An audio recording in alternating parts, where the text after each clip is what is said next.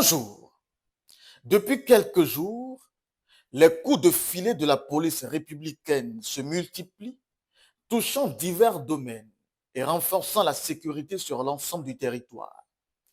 Comme un électrochoc, un vent nouveau semble souffler sur l'institution depuis la nomination du nouveau directeur général de la police républicaine.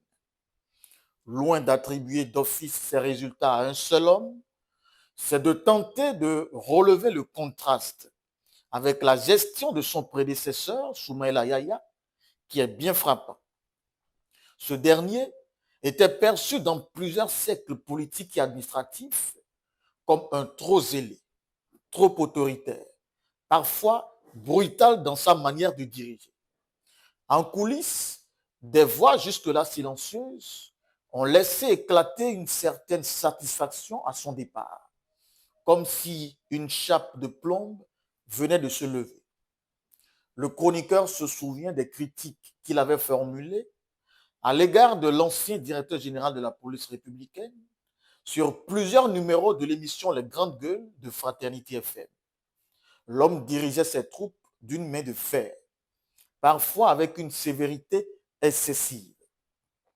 Un épisode reste gravé dans les mémoires, celui de la marche des centrales et confédérations syndicales du samedi 11 mai 2024 contre la faim. Ce n'était pas gagné d'avance. Après plusieurs tentatives avortées, nourries d'arrestations et de dispersions à coups de gaz lacrymogène. Mais fort heureusement, les syndicalistes ont finalement eu l'autorisation du même préfet, Alain Soro-Orunla, qui ordonnait pourtant au départ la militarisation de la bourse du travail et la dispersion vigoureuse des manifestants.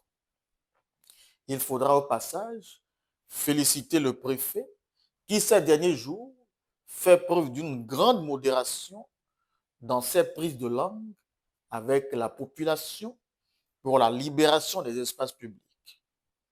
Coup de force ou coup de chance, disais-je, les syndicalistes avaient été autorisés par le préfet pour marcher sous escorte de la police afin d'appeler le gouvernement à mieux se pencher sur le ventre affamé du peuple.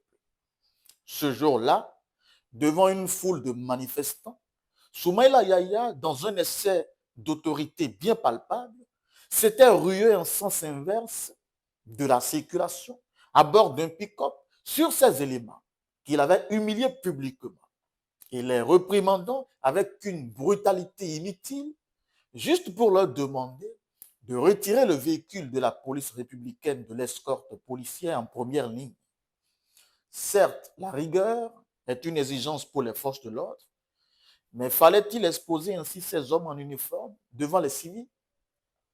Les bras en tombaient à tout le monde, y compris même les éléments de la police républicaine, par ce bruit qui était perçu de trop. Aujourd'hui, la dynamique semble différente. On réfléchit alors à haute voix. L'intensification des opérations de la police traduit-elle un nouvel état d'esprit dans les rangs de la police? Une meilleure organisation? Un relâchement des pressions internes? Difficile à répondre à ces questionnements, en tout cas pour l'instant. Toujours est-il que les mutations récentes participeront à un rééquilibrage. Cependant, ce regain de dynamisme doit s'accompagner d'une juste mesure. La police a un rôle clé: assurer la sécurité, prévenir la criminalité, mais aussi maintenir la cohésion sociale. Une rigueur excessive brise la confiance entre les forces de l'ordre et les civils.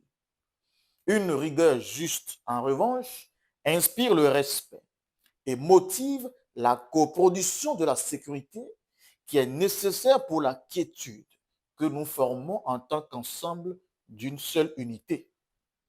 Pour l'instant, ici est de saluer ce qui fonctionne. Bravo à la police républicaine. Que cette dynamique positive perdure et s'accompagne d'une vraie vision pour une sécurité efficace et respectueuse des droits des citoyens.